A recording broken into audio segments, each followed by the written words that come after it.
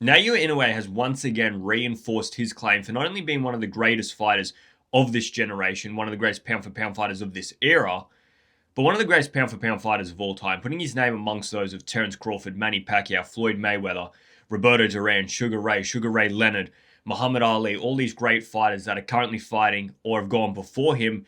Naoya Inoue can comfortably put his name amongst some of the greats. And that performance last night against Nakatani, who, look, coming into the fight, there were question marks about Nakatani, but the way Nakatani performed on the night, but the way Naoya Inoue outclassed him, shows just how good Inoue is. And we're going to talk about the fight. We're going to dissect it. We're going to say what it means for Naoya Inoue, what's next for both fights. But if you all could first, head down the bottom there, like the video, subscribe to the channel, and leave all your thoughts in the comments below. Naoya Inoue beats Nakatani 116 to 112, 116 to 112, and 115 to 113. My scorecard's up on the screen right now. I also scored at 116 to 112. If we run through the fight and how it went, I mean, the first sort of 4 rounds to 5 rounds, they were all pretty much Inoue. You might have given Nakatani maybe the first or second round, but for me, there wasn't a lot going on. For the first 5 or 6 rounds, there was nothing going on. Both of them were feeling each other out. Both were so scared about what was coming back. Maybe not scared, but cautious. Cautious of what each other were going to throw and what each other were going to do. And they were just trying to work out each other's style, how they were going to approach the fight. But for me, Naoya Inoue was on the front foot. He was the one more pressing the action. He was probably the one letting his hands fly a little bit more than what Nakatani was. And although he won the first 5 or 6 rounds, it wasn't as though he was dominating. It wasn't as though he was doing anything to really beat down Nakatani. He was slightly more active. He was slightly more on the front foot. 6 boring rounds, but Naoya Inoue probably did the most or the least boringness in that first 6 rounds. So the first 6 rounds you can almost chalk off, but Naoya Inoue definitely claimed those. And if you were to talk about why Nakatani lost this fight, you could very well pinpoint it onto those first 6 rounds.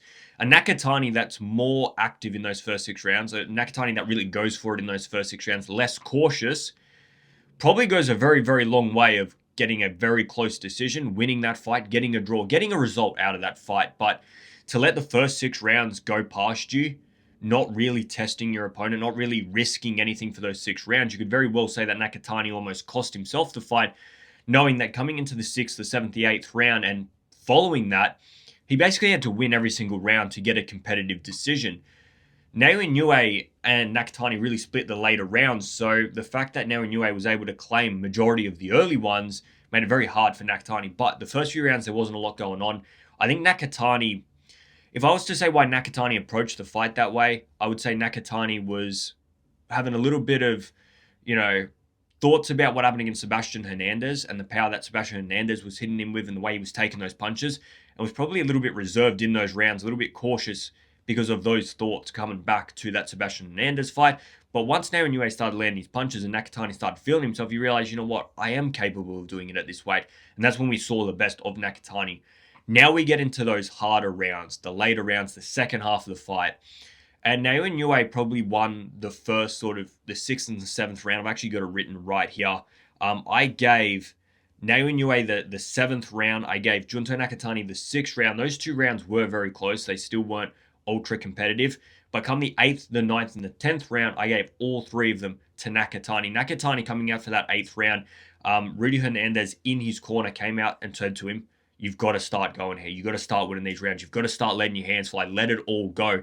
And that's what he did for the next 3 rounds. And Junto Nakatani was not only able to apply the pressure, not only able to let his hands fly, but push Naoya Inoue back, stop any momentum of Inoue, stop any output from Inoue. Inoue really shelled up and went up against the ropes for a good 3 rounds there. And Nakatani was able to just let his hands fly, land big combinations, and win those rounds very, very well.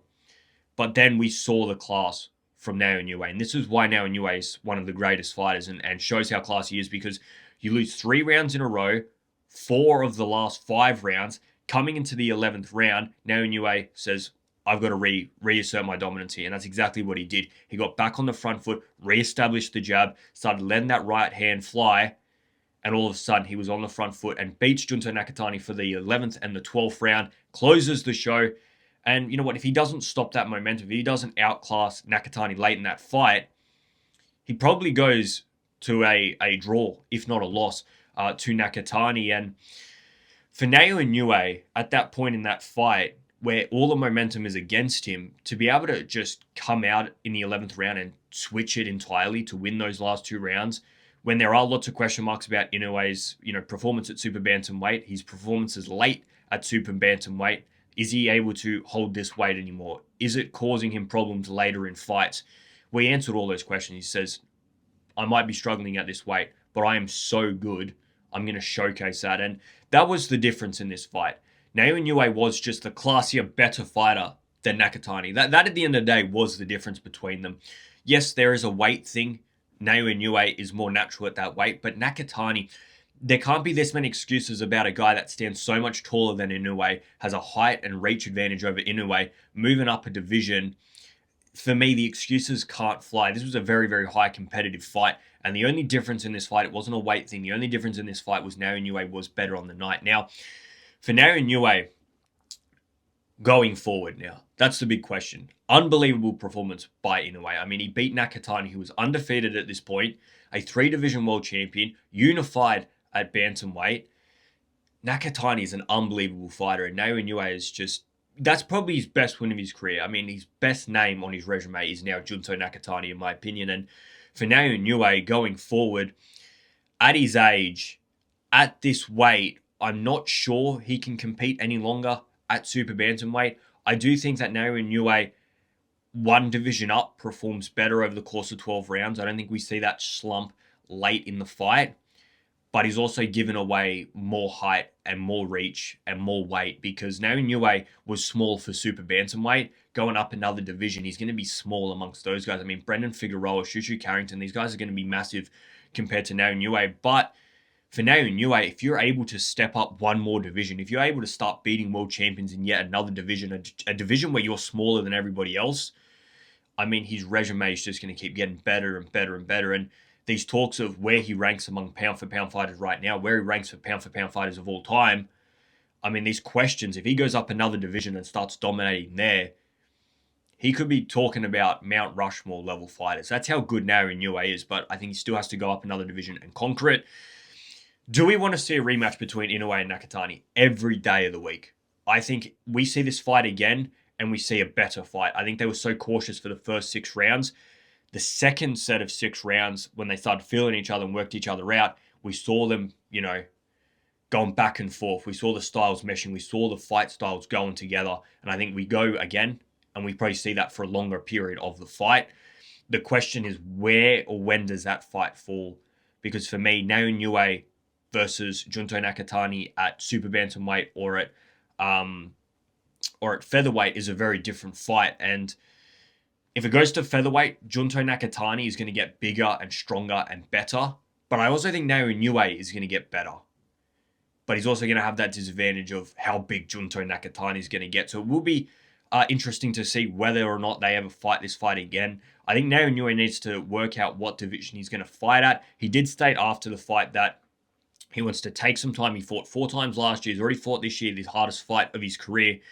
I want some rest time, and then we're going to reevaluate and say what's next. But there's 2 names. There is a Junto Nakatani rematch, or there is Bam Rodriguez. I only ever see that Bam Rodriguez fight happening if it's at super bantamweight.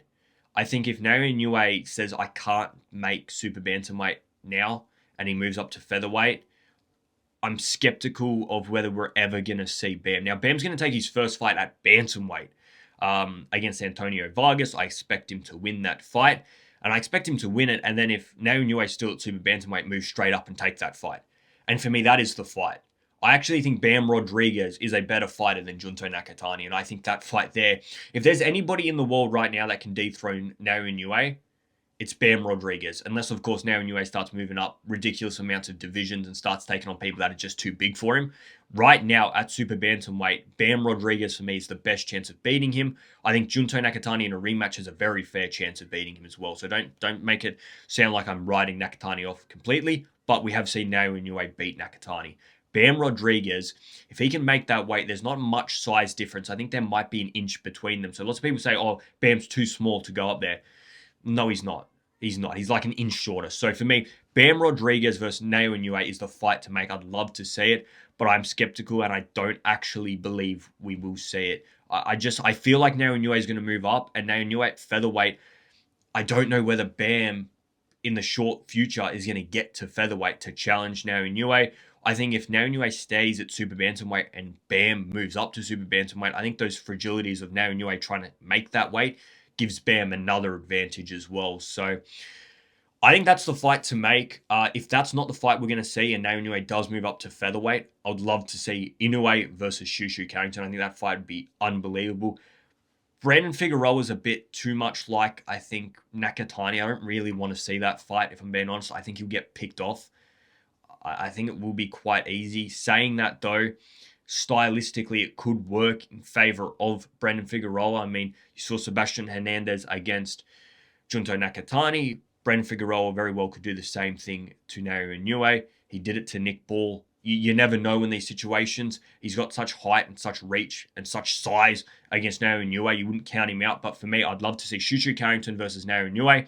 But I think out of everybody in the current roster, around those divisions, Bam Rodriguez versus Naoya Inoue is the monster of all monster fights. Junto Nakatani, he's going to go again. Would I go and see a rematch? 100%. I would see a rematch. I think the second fight will be much better than the first one. I think those slow first 6 rounds we wouldn't see going into the second fight. But that's the fight for me, guys. Let me know what you think of the fight. I'm currently halfway through watching the Benavidez versus Zurdo Ramirez card. I'm sorry this video is late. It just didn't happen last night, and it didn't happen this morning. I'm going to try and get the Benavidez fight out straight away after that fight's done. And then Monday or Tuesday, I want to do a weekend recap talking about all the fights. So let me know in the comments below what you guys think. Like the video, subscribe to the channel, and I'm out of here, guys. See ya!